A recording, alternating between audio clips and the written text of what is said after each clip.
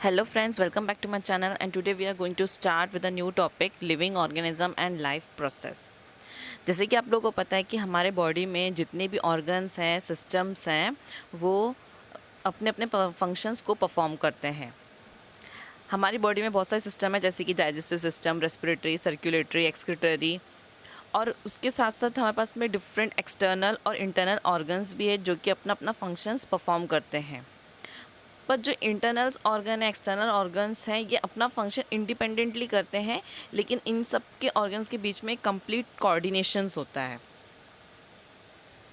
और ऑर्गन्स को अपना फंक्शन परफॉर्म करने के लिए कांस्टेंट सप्लाई चाहिए रहता है एनर्जी का। अब हम जो डाइट लेते हैं तो उसमें हमें कार्बोहाइड्रेट्स, फैट्स एंड लिपिड्स मिलता है जिससे हमारी बॉडी को एनर्जी मिलती है। अब जो माइटोकॉन्ड्रिया है जो कि सेल के साइटोप्लाज्म में प्रेजेंट है, वो सिंथेसाइज करता है एनर्जी को। अब इसके लिए उसको, इस रिएक्शन के लिए उसको चाहिए ऑक्सीजन। तो ऑक्सीजन कौन प्रोवाइड करता है? जो ब्लड है वो सर्कुलेट करता है ऑक्सीजन को और सप्लाई करता है हमारे सेल में।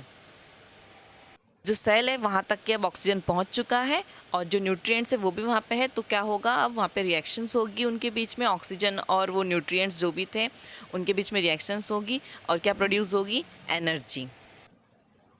अब जो ह्यूमंस है और दूसरे एनिमल्स हैं वो फ्रूट्स और वेजिटेबल को कंज्यूम करते हैं, लेकिन जो प्लांट्स हैं वो क्या है? ऑटोट्रॉप्स है। वो अपना फूड खुद प्रिपेयर करते हैं एंड फिर उस फूड को वो यूटिलाइज़ करते हैं।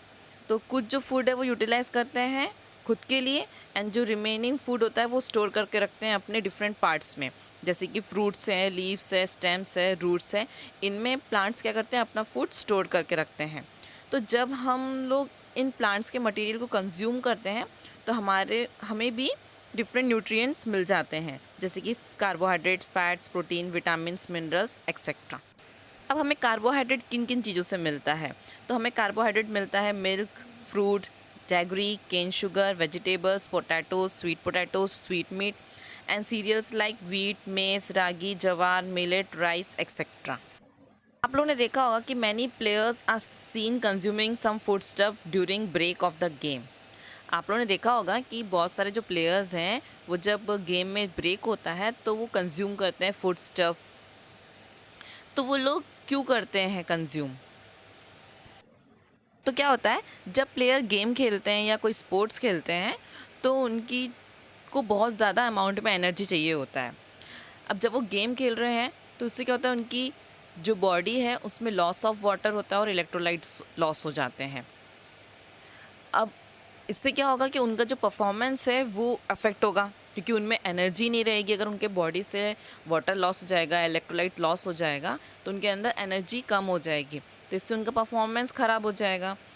तो ये सब ना हो इसीलिए उन्हें जूसेस या ड्रिंक्स या फूड स्टफ दिए जाते हैं, ताकि उनकी बॉडी में जो वाटर और इलेक्ट्रोलाइट है उसका बैलेंस बना रहे एंड ताकि वो अपना गेम वो अच्छे से खेल पाएँ और उससे उन्हें क्या मिले? एनर्जी मिले परफॉर्म करने के लिए। तो बहुत ज़रूरी है कि जब प्लेयर्स लोग गेम खेलें तो उन्हें बीच में फूड स्टफ या कोई ड्रिंक दिया जाए, ताकि उनके अंदर एनर्जी लेवल घटे नहीं और वो अपना गेम अच्छे से खेल पाएँ और अच्छा परफॉर्मेंस दे पाएँ। एक क्वेश्चन है आपकी बुक में कि what is respiration and how does it occur? So respiration is the release of energy from the assimilated food is called respiration. Food में से एनर्जी का रिलीज़ होना उसको कहते हैं रेस्पिरेशन। जो इन्हेलेशन एंड एक्सहेलेशन जो है उसको हम कहते हैं ब्रीदिंग। जब हम इन्हेल करते हैं तो ऑक्सीजन जो है वो एंटर करता है लंग्स में एंड जब हम एक्सहेलेशन करते हैं तो CO2 हम गिवन आउट करते हैं। तो जब इन्हेलेशन और एक्सहेलेशन की प्रोसेस होती है तब ऑक्सीजन जो है वो ब्लड में एंटर करता है एंड जो कार्बन डाइऑक्साइड प्रेजेंट था ब्लड में वो ब्लड से रिमूव होता है। तो यहाँ पे जो दो गैसेस है, ऑक्सीजन और कार्बन डाइऑक्साइड, ये क्या हो रहा है? एक्सचेंज हो रहे हैं, ऑक्सीजन का आना और CO2 का निकलना। तो ये जो गैसेस एक्सचेंज हो रही है ये किसके थ्रू होती है? एल्वियोलार मेम्ब्रेन के थ्रू एंड इसी प्रोसेस को कहते हैं एक्सटर्नल रेस्पिरेशन। अब जो रेड ब्लड सेल है वो ऑक्सीजन को कैरी करेगा हमारे सेल में। अब सेल में फूड न्यूट्रिएंट प्रेजेंट है, तो ये ऑक्सीजन और जो फूड न्यूट्रिएंट्स है ये कंबाइन होंगे एंड एनर्जी रिलीज़ होती है। और जो एनर्जी रिलीज़ होती है वो किस फॉर्म में होती है? ATP के फॉर्म में। तो समझ में आया कि रेस्पिरेशन क्या है? जब फूड न्यूट्रिएंट्स और ऑक्सीजन के बीच रिएक्शन होती है तो एनर्जी रिलीज़ होती है एंड उसी को कहते हैं रेस्पिरेशन। तो यहाँ पे मैं वीडियो को एंड करती हूँ।